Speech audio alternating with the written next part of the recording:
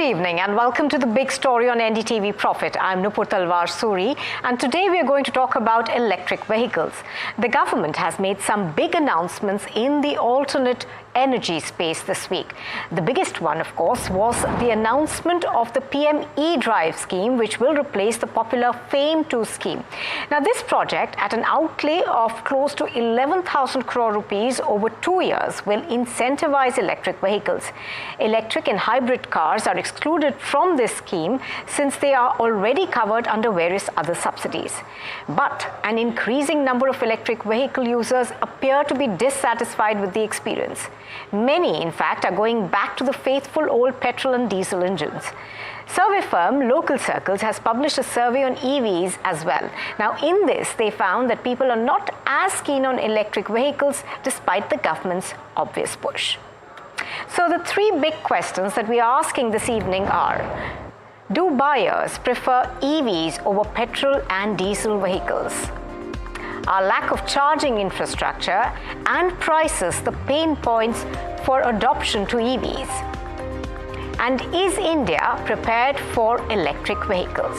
Now, to discuss this and more, we are now joined by Hormaz Sorabji. He's the editor of Autocar India. We've got Sachin Thaparia. He's the founder of Local Circles. Vijay Kumar Shanmugam. He's an IT professional and someone who's had a bad experience with an EV. Gaurav Vangal, principal analyst from S&P Global, also joining us on the broadcast. Good evening, gentlemen. Sachin, good to have you back on the show. And first to you, about 5% of the existing prospective car owners have, in your last survey, said that they are likely to buy an electric car over the next year. Now, take us through the findings of your survey and what it essentially indicates. So what we find, Nupur, is, we were expecting that a fairly decent percentage of people would be willing to buy electric cars in 2024. But the number came out to be 5%, and this is a survey over 300 odd districts, 40,000 responses, where 5% of the respondents said that they were looking to buy, and these are all people who are looking to buy a vehicle this year. So only 5% of them said that they were looking at an EV. And within that 5%, 55% of them said that, the ones who are looking at buying an EV, they said that they are looking in the 8 to 10 lakh bracket. Secondly, the thing that we asked was, why the response is not so encouraging. So what are some of the reasons, that people are not looking at buying EVs? And there's really three key issues that came out. One was the expensive, the vehicles being expensive as compared to the petrol and diesel vehicles. Second reason that people highlighted in the survey was the lack of charging infrastructure in their city where they reside. And this is not a Delhi, Mumbai survey, 300 districts, so you can imagine.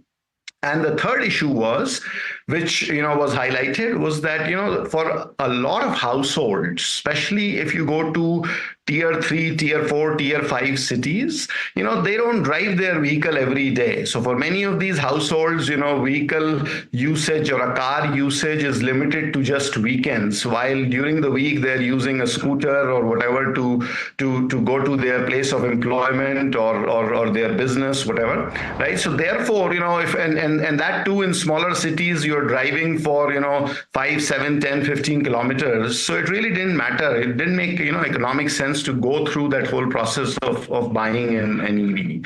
So those were some of the reasons that were highlighted in terms of why people are not so keen on buying electric vehicles. And then we also asked people, the ones who were actually looking at buying, why they were looking at buying an electric vehicle. And there, really it was two primary reasons. One was the overall, lower total cost of ownership. Right. People who wanted to, they didn't want to worry about the fuel price fluctuations, and then there is a sizable population amongst the ones who are looking at buying who care about the environment, or who want to be seen differently, right, with in their social circles, that as a more responsible citizen perhaps. So those were some of the reasons to buy and not to buy. But overall, a muted response, because last year about 91,000 electric cars got sold in India, and our expectation is that this year is going to be similar or lower. So essentially, Sachin, I could sum it up by saying that the excitement around the EV seems to be going down quite a bit. Hormaz, good to see you again. Now, you haven't been bullish about EVs at all, and despite the push by the government, not only has adoption been slow, but consumers still seem to be very reluctant to move over. You have studied this quite a bit. What are the top reasons according to you? See, I think, but to be honest, I think I have to state away. I think long term, we have to go the EV way, especially if we are to meet all our, let's say, net zero, heading towards net zero carbon levels. So I think clearly, that journey has started. I think what we are seeing is a classic example is that we've fallen in between this big gap from the early adopters, who were willing to buy an EV irrespective of the price. They were willing to take the pain of home charging because they really were EV evangelists, to the early majority, which clearly are now weighing up EVs against a normal ICE car. And there will be obviously the obvious questions, the price, the charging infrastructure, a lot of skepticism around it, and there are a lot of other unanswered questions, like what will the resale value be? What is the life of the battery? These two questions are still not answered yet, because EVs haven't been around long enough to answer these questions. It's only after, we go through a couple of life cycles that some answers will emerge, especially on the battery life. Now, people think that the battery life is only about 8 years. That's typically the warranty of a battery. It could be that the battery lasts much longer, and, it will degrade. How much will it degrade? Again, resale value, all these things make a difference, because at the end of the day, for a person, a regular person buying a car, it's an investment. A car is an investment. But having said that, I think, as a city phenomenon, I am completely sold on EVs. There's, nothing better as a city vehicle. Things like, range and all don't make that much of a difference. But again, coming to charging infra, I think the home charging is really the basic, make or break for a lot of EV buyers, because forget about the public charging. A lot of them have never been to a public charger. They are happy at home charging, but people need that home charging. And again, taking a little bit of a statistic from what Tata had told us, that over 90-95% of their Nexon buyers all had home charging, which goes to suggest so many didn't buy an EV because they didn't have home charging. So yes, these are definitely issues. I think it will be flat, but I think, honestly, I think there's a temporary hiccup. Once we get more models coming in, more exciting models, I think that will again stimulate EV demand, because clearly right now we don't have a wide choice of EVs, especially in the mass market. We just have the Tata range. That's about it. Now, MG has come and disrupted the market, with the cloud, crazy pricing and a battery on rental that really is set the cat amongst the pigeons. So I think, going forward, a question of, let's say price parity coming, whether naturally or being forced on by the manufacturers to stimulate demand, and a wider choice. I think we'll see the EV demand picking up, but I agree. I think this year is going to be pretty flat. I think next year, after mid-2025, with more EVs coming in, we'll see an uptake again. All right, let's also bring in Vijay Kumar Shanmugam. He's someone who's not had a great experience with an EV, and he's even resolved never to buy one as a primary vehicle. So Vijay, tell us more about your not so good experience.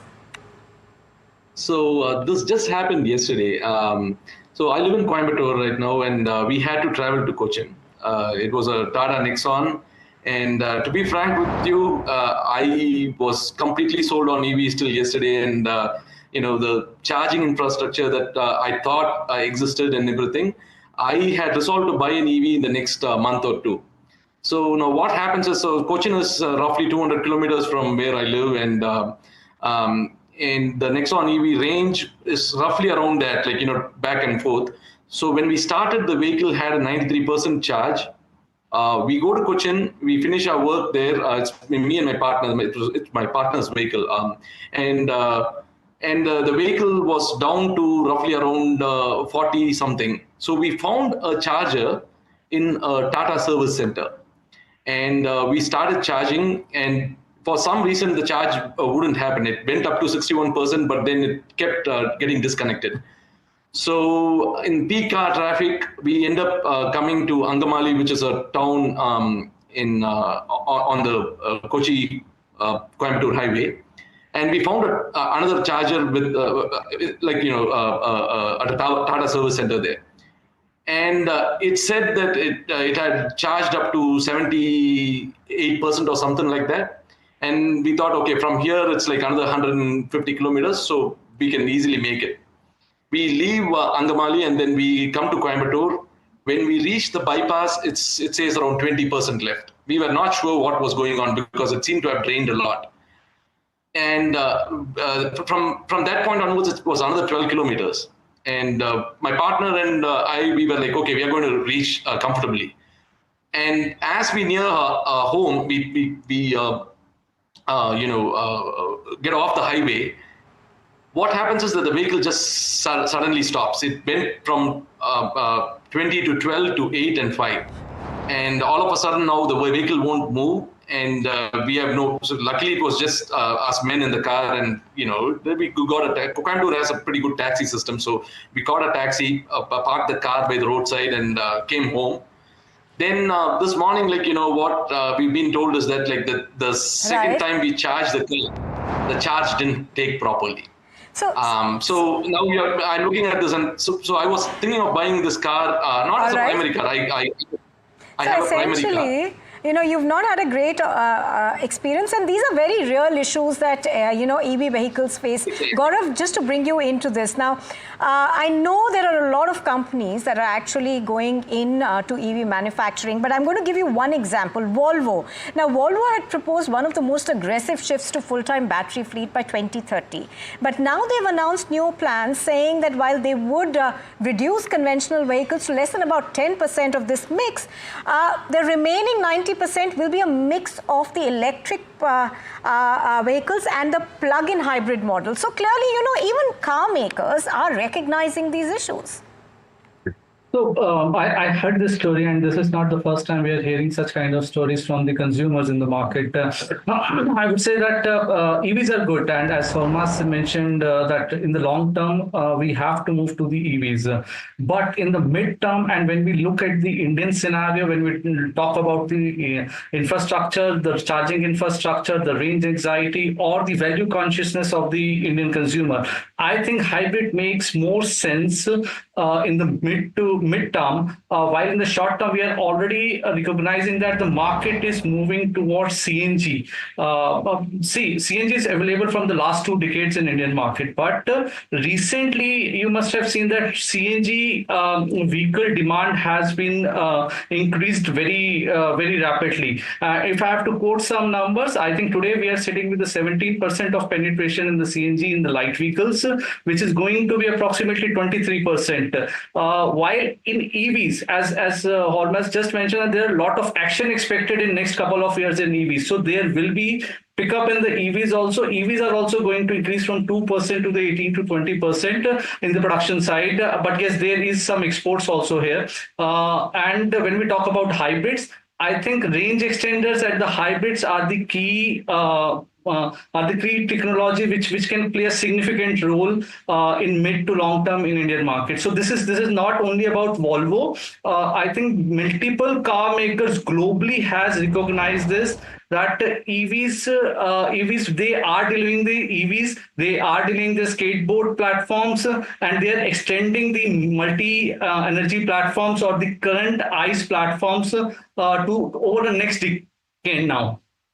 Absolutely. Hormas, coming back to you, we've had someone who's talked about his experience, and EVs essentially are just giant computers on wheels, and they do encounter a lot of bugs, and these bug fixes are not just expensive, but finding a qualified technician can be hard, and range anxiety is a real issue, as we heard.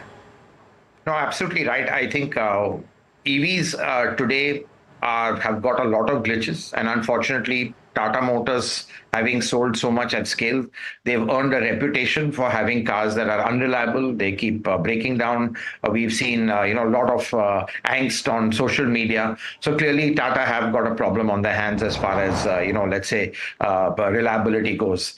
But, I think this is a painful learning curve for everyone, actually, not only Tata, even other manufacturers, because there's a lot of software now in vehicles. And, don't forget, basically, it's car makers, becoming software experts. That's a very difficult kind of transition to make. I foresee that, these issues are going to crop up for the next couple of years. And finally, the solution is what we call a software-defined vehicle, where there's one central software or processing unit which then takes care of all the functions. What is happening right now is you've got multiple functions, whether it's the ADAS, whether it's a BMS, everything trying to talk to each other, and that creates a lot of issues. So I'll give you one example, like even in a Tata car, on the expressway, if you're going down and you pass a set of cameras, there's some frequency mismatch and your screen goes off. So you have all these sort of small issues which crop up. I think it's part of a learning process. But yes, completely I agree. And I know I can imagine the angst someone feels when your vehicle is unreliable. You don't expect that from an EV. But the truth is EVs have a lot of glitches these days, and it's going to take some time for them to be ironed out. Right, I know, Harmas, you're short on time. One quick question. We've had Elon Musk come out and say that there appears to be a shift in consumer preference from 100% electric to hybrid vehicles. And we are also seeing, car makers like Volvo potentially shift their focus to that. Do you think that in the short term might be the future? Well, at the end of the day, I think in this whole EV transition, no one's really spoken to the consumers. Governments have decided, manufacturers have decided that we all have to go EV, not asking the consumers what they really want. And here, finally, now you've got the consumer pushing back because, frankly, if you don't have the charging infrastructure, EVs are not going to fly. And I think, frankly, for me, home charging is the most important thing right now. And then, let's say highway charging and fast charging comes a bit later. But if you don't have that basic, it's going to be very, very difficult. And, honestly, in India, that's going to take some time. Gaurav was talking about CNG penetration, but still after 25 years, we don't even have a proper CNG network that is as easy or as seamless as, let's say, filling petrol or diesel. Now, if we don't have that, building an EV infrastructure is going to take a lot more time. So I think the kind of solution is hybrids, but we mustn't forget the goal, which is that we have to move towards full electrification, because honestly, for the future, for our children, each summer is getting hotter and hotter. We've got to get that carbon out of the air. CO2 is public enemy number one, and EVs best address that. Absolutely, Harmas. Thank you very much. I know you're running out of time for joining us. I'm going to go back to Sachin on this one. Now, Sachin, bits of your survey seems to suggest that people find EVs extremely expensive. Now, the government's new scheme essentially is not aimed at car owners. So do you see perhaps, more of a dip coming in sales as far as EVs are concerned? It very well could, Nupur, unless the manufacturers actually reduce, prices or give rebates and discounts. It very well could be the case. I want to also illustrate, Nupur, on the fact on some of the challenges. So, the gentleman who, drove from Coimbatore to Kochi, one thing that we are also picking up in terms of, community feedback is people who have long distance travel. They tend not to opt for EVs. It is more for city driving, right? So in many cases, it is actually the second car of a lot of people who are EV owners. It's not their primary car. So they have a primary vehicle, which could be a sedan or an SUV, and then you have an EV, for your intercity runs, whether you live in Delhi or Mumbai. And one of the issues that Harmas touched on was home charging. So with home charging, there are a lot of issues that people have been reporting. One is, in some cases, when it's a house and not living in a society, you need to upgrade your power connection for some of the EV owners, and that's a process that is full of hassles and to the extent of corruption in terms of upgrading your power connection. That's one complaint that we've been hearing from people.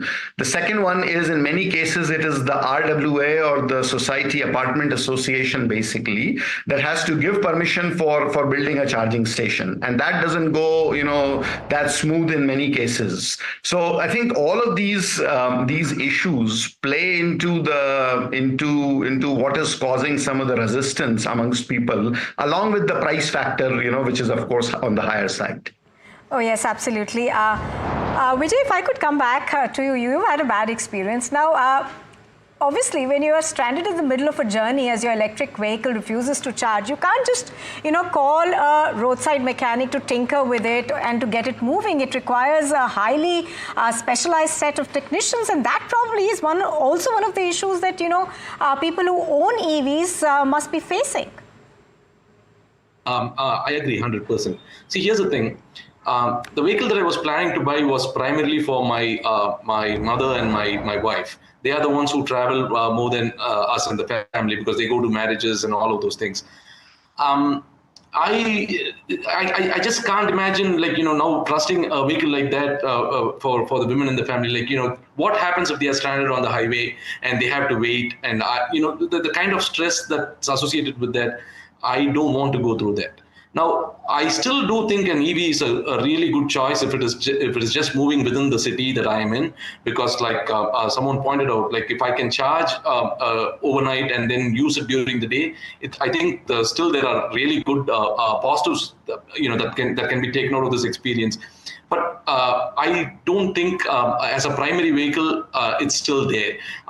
The charging infrastructure in this particular highway is actually pretty decent. You do find a lot of places that have chargers, but discoverability is a problem again. We don't know where the chargers are. Every company has its own website and stuff. So all of those things, until they are sorted out, I don't think, I would use it as my primary vehicle. In fact, my partner and I, we decided that we were not going to use the EV for these long trips anymore. But that doesn't mean he's going to sell it or I'm against EVs. It's just that my idea of where to use it has changed. And the practical problems associated with it have become more clear to you. So, Gaurav, now, obviously, one of the key issues that everybody's been talking about for EVs is still the infrastructure. Now, just let's leave the Mumbai and a Delhi or a Chennai aside, Bangalore aside, but the pace in which, tier 2 and tier 3 cities where we are seeing the installation of infrastructure is still slow, and not just slow, the cost of the infrastructure is also something that can be a discouraging factor. So I can't agree more with you on this. So there is a problem of infrastructure. It's not only at the rural city. I think at the tier 1, tier 2 cities we are facing the problem. The only point which Hormaz and I think another panelist was mentioning that people are going for a home infrastructure. What if you don't have the dedicated parking?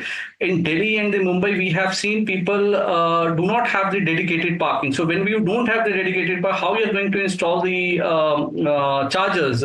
So we believe that it is going to be very tough, not even at the rural side, even at the tier 1 and tier 2 cities. It will be very tough for the getting penetration in the EV market. That's why I think there are other alternative fuels which are available or which are going to be available in the Indian market makes more sense for the India.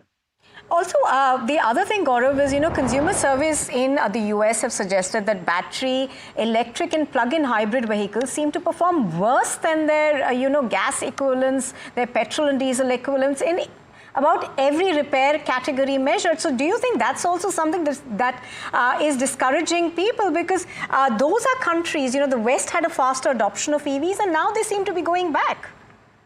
It's not only about India that we are facing these kind of discouraging factors. I think globally people are realizing, companies are realizing that the EV adoption rates cannot go very rapidly in other markets. So, as per our understanding, we are facing multiple issues like legislation is one of the issues, political landscape is one of the issues for the EV adoption, residual prices is one of the issues which I think Hormas has mentioned, that how you're going to what value you're going to get for the second hand EV. So there are issues, and it's not only for India. We are value conscious, we are cost conscious, but it's not only applicable on India. I think globally consumers are thinking in that way. All right, Sachin, any final thoughts on this? Obviously, everybody would like to have a greener world, and EV perhaps is one of the ways to it. But the interim challenges do seem to be quite a bit. No, absolutely, Nupur. And I think, the only other point I'd like to cover is, which I think we touched on a little bit, is the repair, which Vijay faced essentially, or assistance, technical assistance on the road. This is an area where if, let's say, it is a Tata vehicle, then your only option is to go to Tata for repair. And as it is, after sales service in our country and in many other countries, that is the big profitability channel for many of the manufacturers.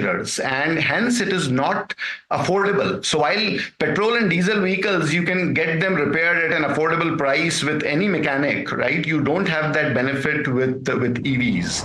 So that's something that the manufacturers have got to think as well, that not only, do they provide discounts and subsidies to sell more EVs, but then also make that service and that technician call affordable as well.